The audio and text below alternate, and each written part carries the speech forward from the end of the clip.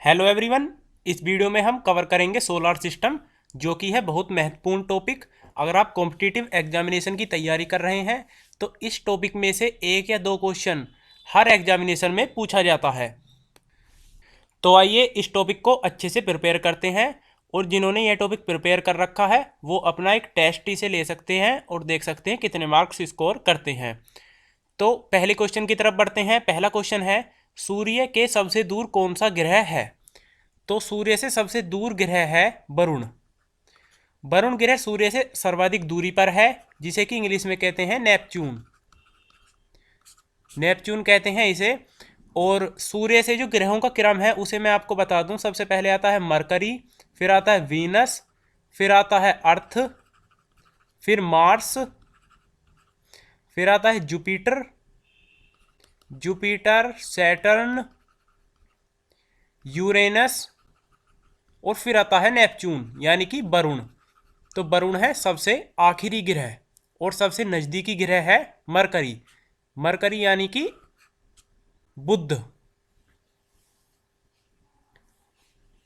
अगले क्वेश्चन की तरफ बढ़ते हैं। अगला क्वेश्चन है, कौन सा ग्रह सूर्य के सबसे निकट है? तो हमने अभी इसका डिस्कशन किया।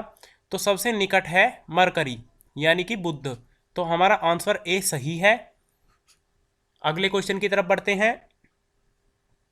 सौर मंडल में कुल कितने ग्रह हैं? तो जो टोटल ग्रह की संख्या है वह है 8। तो सही आंसर है डी। अगले क्वेश्चन की तरफ बढ़ते हैं। बुध सूर्य का एक चक्कर लगाने में कितना समय लेता है? तो बुध जो कि है सूर्य के सबसे नजदीक, और यह सबसे कम समय लेता है सूर्य का चक्कर लगाने में, जो कि सिर्फ पृथ्वी के 88 दिन लेता है। तो पृथ्वी के 88 दिन में बुध ग्रह पर एक साल हो जाता है। और जिस प्रकार से सूर्य से ग्रहों की दूरी बढ़ती जाती है, उसी प्रकार से इनका साल के दिन बढ़ते जाते हैं। जैसे हम बात करें, सबसे दूरी पर है नेपच्यून यानी कि अरुण। तो उसके हम एक वर्ष की बात करें तो वरुण का जो एक वर्ष होता है, नेपच्यून को वरुण कहते हैं, तो उसका एक वर्ष होता है 60,190 दिन में। क्योंकि जितनी सूर्य से दूरी बढ़ती जाती है उतना ही समय लगता है उन्हें सूर्य का एक चक्कर काटने में। तो बुध जो है सबसे कम समय लेता है, केवल लेता है 88 दिन। तो हमारा सही आंसर है बी। अगले क्वेश्चन की बात करें तो अगला क्वेश्चन है, सौर मंडल का अत्यधिक तीव्र ग्रह कौन सा है? तो अभी हमने बात की तीव्र ग्रह यानी कि सबसे तेजी से चलने वाला ग्रह, तो वह है बुध। क्योंकि ये सिर्फ 88 दिन में ही सूर्य का चक्कर लगा देता है, तो इसे अत्यधिक तीव्र ग्रह कहते हैं। अगले क्वेश्चन की तरफ बढ़ते हैं। अब अगले क्वेश्चन की बात करें तो अगला क्वेश्चन है, निम्नलिखित में से किस ग्रह को पृथ्वी की बहन कहा जाता है?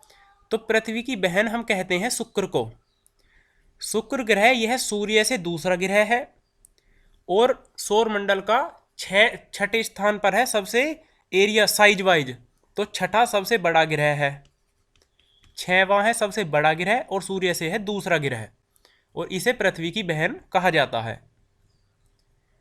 दो ग्रह जिनके उपग्रह नहीं है। अब उपग्रह की बात करें तो उपग्रह कहा जाता है सैटेलाइट को। सैटेलाइट उसे कहते हैं जो किसी प्लानेट के चक्कर काटता है। तो जैसे पृथ्वी की जो एकमात्र नेचुरल सैटेलाइट है वह है मून।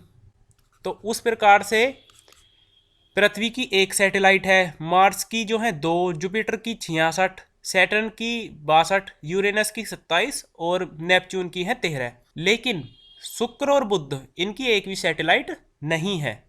तो सही आंसर है बी। अगले क्वेश्चन की तरफ बढ़ते हैं। अब अगला क्वेश्चन है, किस ग्रह को शाम का तारा कहा जाता है? तो शाम का तारा हम कहते हैं शुक्र को। सही आंसर है सी, शाम का तारा।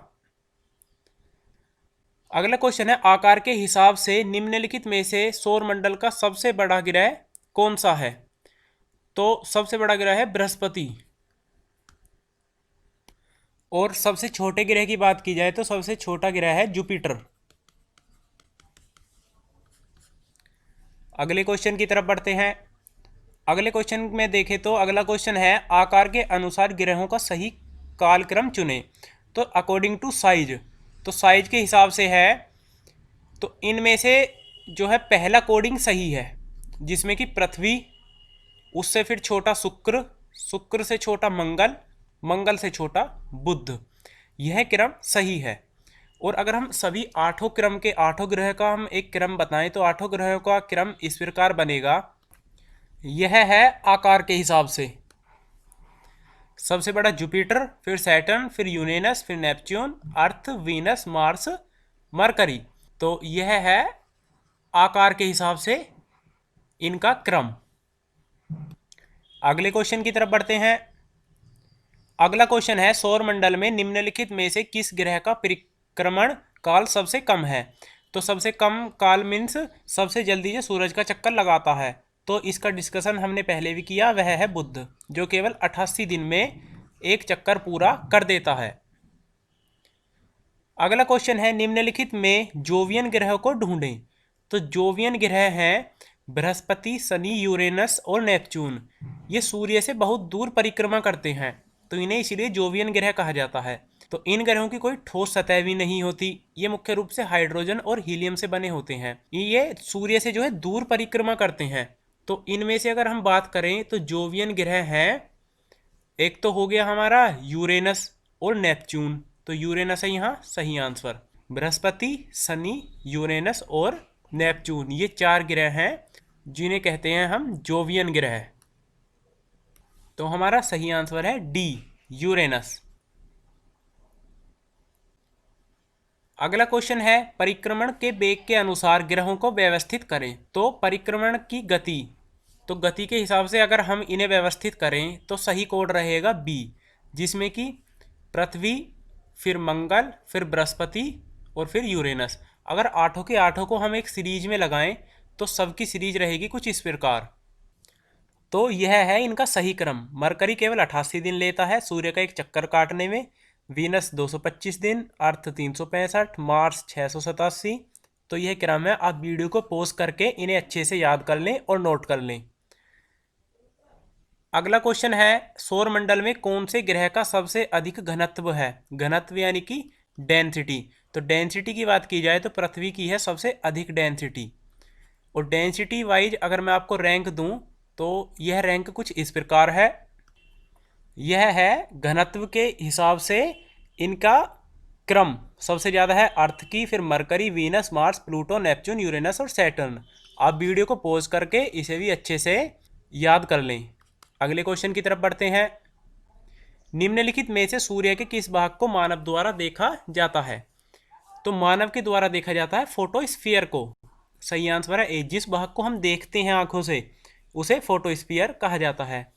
तो फ्रेंड्स, यह वीडियो मैं आपके लिए बना रहा हूं, इसमें कवर कर रहे हैं सोलर सिस्टम के इंपॉर्टेंट क्वेश्चंस। अगर आपको वीडियो अच्छी लग रही है तो प्लीज़ लाइक जरूर करें। अगले क्वेश्चन की तरफ बढ़ते हैं।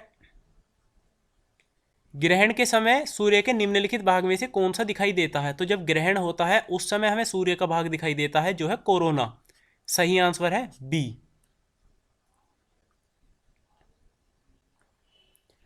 अगला क्वेश्चन है पृथ्वी पर समुद्र तल से सबसे गहराई वाला स्थान कौन सा है।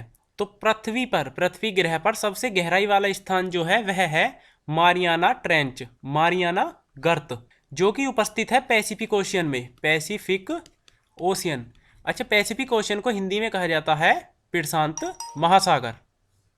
प्रशांत महासागर उसे हिंदी में कहा जाता है। अगला क्वेश्चन देख लेते हैं अब। अगला क्वेश्चन है किसी ग्रह के चारों ओर परिक्रमा करने वाले छोटे आकाशीय पिंड को क्या कहते हैं। किसी ग्रह के जो चारों तरफ परिक्रमा करते हैं उन्हें उपग्रह कहते हैं। जैसे कि चंद्रमा, चंद्रमा पृथ्वी की परिक्रमा करता है तो उसे उपग्रह कहा जाता है। चंद्रमा एक प्राकृतिक सैटेलाइट हो गया, लेकिन अगर हम आर्टिफिशियल सैटेलाइट की बात करें तो पृथ्वी के चारों तरफ लगभग 3000 सैटेलाइटें, जैसे कि जीपीएस सैटेलाइट हो गई, तो जो मानव द्वारा निर्मित सैटेलाइटें छोड़ी गई हैं वह पृथ्वी के चारों तरफ लगभग 3000 सैटेलाइटें या उपग्रह उपस्थित हैं। चंद्रमा केवल एक प्राकृतिक उपग्रह है जो पृथ्वी का है। अगला क्वेश्चन है ग्रहों की गति का नियम प्रतिपादित किसने किया। तो ग्रहों की गति का नियम जो प्रतिपादित किया यह किया गया केपलर के द्वारा। सही आंसर है ए। अगले क्वेश्चन की तरफ बढ़ते हैं।